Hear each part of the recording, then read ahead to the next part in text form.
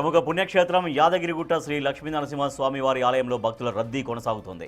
వరుస సెలవులు, దానికి తోడు ఆదివారం కావడంతో స్వామివారిని దర్శించుకునేందుకు భక్తులు భారీగా తరలివచ్చారు. స్వామివారిని దర్శించుకొని మొక్కులు చెల్లించుకుంటున్నారు. రద్దీ కారణంగా ఉచిత దర్శనానికి 4 గంటలు, ప్రత్యేక దర్శనానికి 2 గంటల సమయం పడుతోంది. ఆలయ మాడవీధులు, క్యూ లైన్లు భక్తులతో నిండిపోవడంతో ఎటువంటి ఇబ్బందులు కలగకుండా ఆలయ అధికారులు ప్రత్యేక ఏర్పాట్లు చేశారు.